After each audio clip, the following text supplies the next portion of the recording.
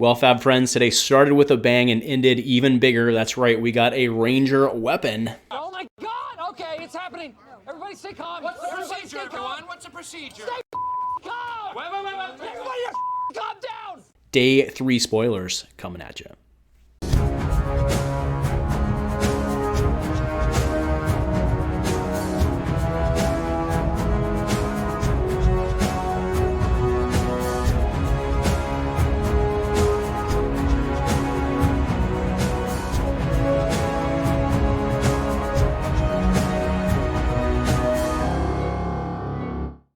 A huge shout out to our channel members for supporting what we do here. If you want to get involved with the channel and the Dice Commando community, please consider joining as a channel member.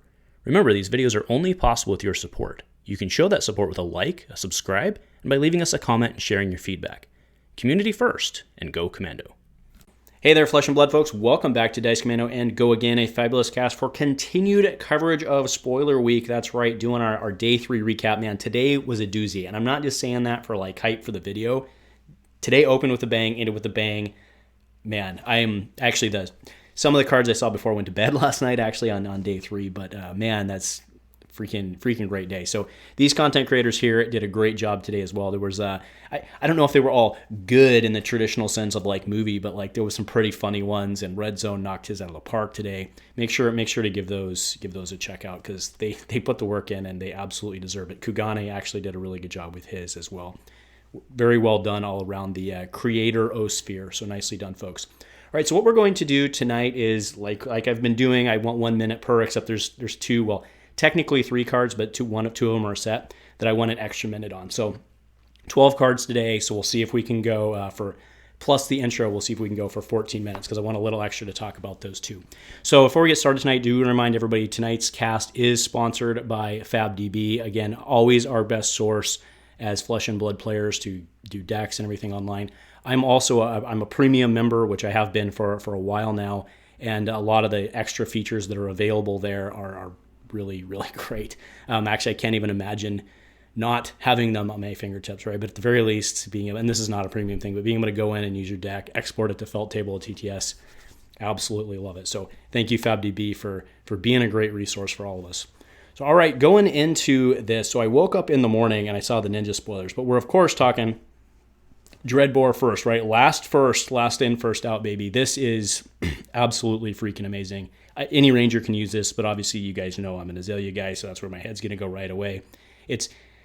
I don't know if, I would never have envisioned this. I'll be completely honest with you. I don't know if it's what she needed, quote unquote, but it certainly is now what she needs, right? This thing has, let's just start, a static ability, arrows you control, whether they're loaded with this or not, you can reload them. I still play reload because I'm a crazy person, I guess. Arrows you control have defense reactions, can't be played from hand. This chain link, they can be played from arsenal. But you know what? If they, honestly, I mean, that's kind of my mindset is if they want to, because they're going to draw it and then they'd have to sit on it the whole round to arsenal it. If they want to play a card down, I mean, it's like basically playing half a card down, right? Kind of in a way. Plus it gunks up their arsenal for something they might have wanted to do, like pull off a combo or something like that. I mean, that ability in of itself is phenomenal, but still once per turn action for 1, put an arrow card from your hand face up into an empty arsenal zone you control. Note that is phrased differently than Redliner and Death Dealer, so it now works with New Horizon, works with New Horizon, and if you do it, gains +1 until end of turn, go again. Basically, this is everything that Ranger wanted. I'm going to stop it there because I could go on for a whole video on this, and we're going to do a bunch of theory crafting, you know we are. So more to come on that one, but this is phenomenal. All right, so the next two I want to read, and then we're going to talk about them for bits. This is 100 Wins Ninja Attack Action Combo. If 100 Wins was the last attack this combat chain, this attack gains +1 for each other card named 100 Wins you control on the combat chain. Go again. Do note this is a rare, so you're going to have the red, blue, and yellow versions. I don't know why I said them in that order, but that's the life we live. Now, this one defends for 2, but that's pretty in line with a lot of ninja stuff we've seen. Do you note this is the first one in the chain, and it still has combo, which is relevant for Flick Flack, which is probably why it has 2, right? Look at that. Look at that card balancing. Next, we have Winds of Eternity for 0 blue. I hear ninjas like those. Combo. If 100 Wins was the last attack this combat chain, Winds of Eternity gains +2, and when this hits, shuffle all cards named 100 Wins you own on the combat chain. into your deck. So, all right, let's talk about these guys as a pair. This combo is freaking phenomenal. These were the ones I saw before I went to bed last night, and I'll admit I was Ranger. I was ninja crafting all last night. This is a really good combo, and you know what? By the way, I'm also a blue 0, right? Like I hear ninjas like those. I hear. This is a phenomenal combo, right? Not just because of what the cards do, but because of what it makes your opponent do or not do, right? So look at this scenario here. Like for this whole week, I wasn't going to make any images, but then I saw these last night and I was like, I need to make some images. So anyway, you throw 100 wins down, right? So your opponent says, oh no, do I block this, right? And the reason they say, oh no, do I block this is because they are like, oh, if he ends with a Winds of Eternity, then he gets them all back. I have to block Winds of Eternity, right? So there's a couple things they don't know. They don't know how many 100 wins you're going to have, right? So, and even maybe if they're leading with the red, they do block it because it's 3 and they have a 3 block, right? But like, let's say you lead with a yellow. Let's say you lead with a blue. They probably don't block the blue, but maybe you lead with the yellow. Do they block it? Do they not, right? Do they block it? Do they save it for something else? And then what if you don't have it, right? Then you just got stuff through. I love it. There's so many decision points. They have to do a little bit of gambling. They have to be a little tactical. I love this just because of the pressure it puts on the opponent.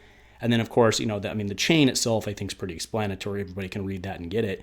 But it's 3, or it's +0, +1, +2, +X, and then +2 at the end. Note that the +X doesn't carry, but +2 at the end, and they have to block it. They have to block it, otherwise you get all that stuff back. I don't know. This is, again, I want to do a video on this as well. It probably won't be in the Benji video because I don't think Benji wants this because of the +1s and stuff, right?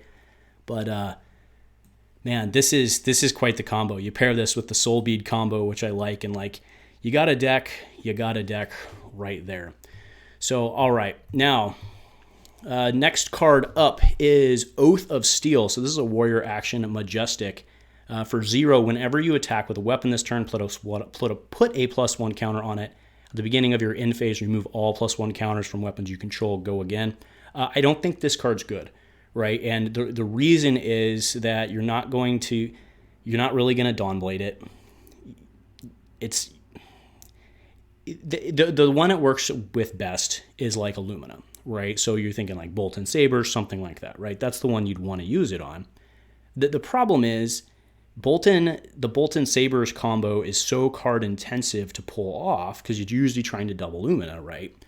So maybe this adds consistency if you're playing it with like the 3rd Lumina or something like that, you know what I mean? But normally you're so card intensive for that combo that you can't really add another card in the chain. So, and I mean, yes, this is good, right, on paper. Like you add this, you're like, wow, this is really strong, but I just don't know how you're going to practically use it. So again, there are other warrior players out there. If you disagree, let me know. I don't think you Dawnblade this because if you do hit, then you still lose the counter you just gained and you got no benefit from it because it's at the end phase, right? So anyway, let warrior players out there, let me know what you're thinking. But this one's really cool in concept. I think bad in practice. Right, ready to roll. Kayo spec. Right, you can't tell me we're not getting a Kassai spec. Right, so it's blue 0. If you would roll 1 or more dice this turn, instead roll that many dice +1 and ignore the lowest roll. Go again. If it's imperfect, it's a blue, defends for 3. It's good. I like it. All right, Vexing Quill Hand, Runeblade Equipment Arms, Majestic. Action, destroy the Quill Hand and create 2 Runechant tokens. Go again, Arcane Barrier 1.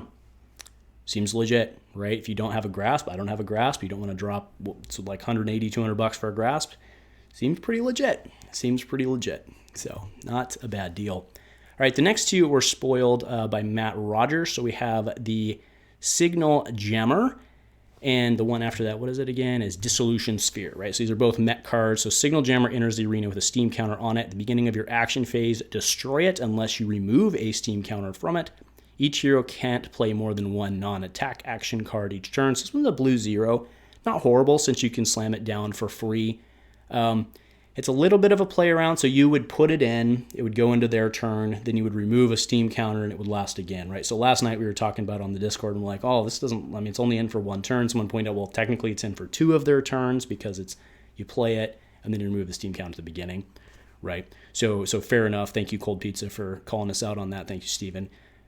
So there's this one's I think is pretty good. There's a lot of people who only run like 2 Tekla cores, so this could arguably be like a 2 of as well, something in that. So I could see this one being a thing, or a sideboard, right? A sideboard call, depending on the meta call, for sure. I mean, you're not going to play it versus certain heroes, so why the heck not? This one, the Dissolution Sphere, so it enters the arena with a steam counter on it, same concept at the beginning. You remove or destroy. Whenever your hero would be dealt exactly 1 damage, prevent it. Now, it costs 2, so that's a little, and it's only a yellow, so that's a little less sexy, for lack of a better term, than the one we just saw being a yellow or a 0 blue. But, again, in the right matchup, I think this is pretty legit. Now, most of the time, so it's for Aura Stabby Stabs, maybe for some Kodachis. I don't know that it's necessarily worth it for the Kodachis, because it's only 2. It's certainly worth it for like an OTK build, but then I think they just keep building around it. But potentially, if you can, do this back to back, then you could make them delay too long or something like that and pull off the game. So I think there's definitely options here for these. I was pretty poo-poo on these when I first saw them, and I've kind of had the better part of, the morning and the afternoon to kind of digest them. And I think both of them are okay. They're okay, right? They fit like that silver bullet slot, right? They do. Right, Crown of Reflection, man, it's going to take me a minute to read this one. All right, instant, destroy it, destroy target illusionist aura you control. If you do, you may put an illusionist aura from your hand into the arena with cost less than or equal to the aura destroyed this way. Activate Crown of Reflection only during your action phase. So it's an instant, but only during your action phase. That should still proc the, Merciful Retribution, the one that when blows up procs. I'd have to check I'll put it up. I'll put it up because it might be a when your opponent destroys, but I'll put it up. But I'm thinking it should still deal the Arcane. I'm thinking it should still deal the damage. But either way, it lets you kind of swap out auras for aura. I mean, that most of them are 4. Most of the big ones are 4. Arclight 6, but that wouldn't. It's during your action phase, so it wouldn't make any sense to do that. Now it's interesting. Yeah. I think I need to get some. I think somebody's going to figure out how to use this, but the line of play isn't quite apparent to me. So if you've got a line, let me know. All right, Talisman of Cremation, blue 0, go again. Most of these items that we've seen so far have all been blue 0s, which seems legit. So go again. When you play a card from your banished zone, destroy this and name a card. Banish all cards with the chosen name from each opposing hero's graveyard. Interesting, right? So when you play a card from your banished zone, you can get all of those out of their graveyard. Okay. Moving on, Amulet of Oblation, blue 0, go again. Instant, destroy this until end of turn. Target attack, action, card gains. If this would be put in a graveyard, instead put it on the bottom of its owner's deck. Activate this ability only if a card has entered a graveyard this turn.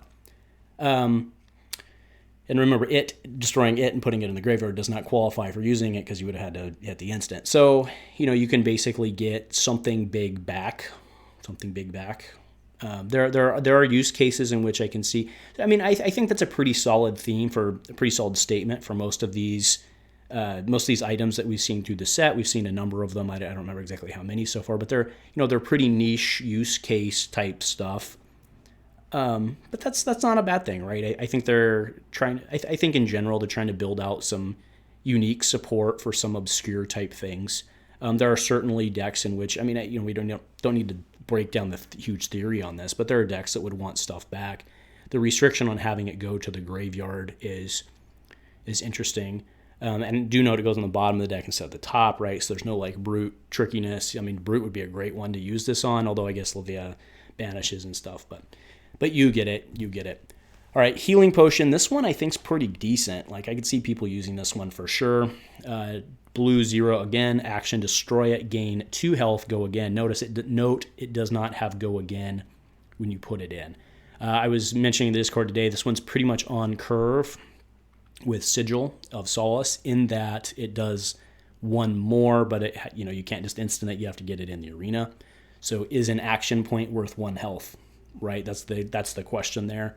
Now the ability to, in theory, stack them up in the stack them up and use it when you want, right? Because there are reasons that you would want to have less health, right? So be able to effectively have 6 health on the table that you're not banked so that you can still use Skull Cap or any other effect you may, like Scar for Scar or whatever, right? So having stuff like that on board that's effective health but doesn't actually go into your health pool, for lack of a better term, there's advantages to that as well.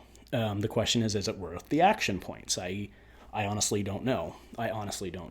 So anyway, that'll do it for today. Just a little shout out there to Red Zone Rogue. Please, again, go check out his video. He did a really, really, really great job.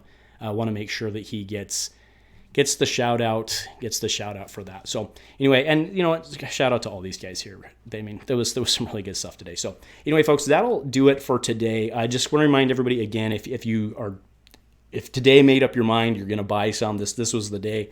Call up my friends at Gongai, try and get in on their pre-orders list. Remember, anything at all that you buy from them, code Commando10 at checkout for 10% off your purchase.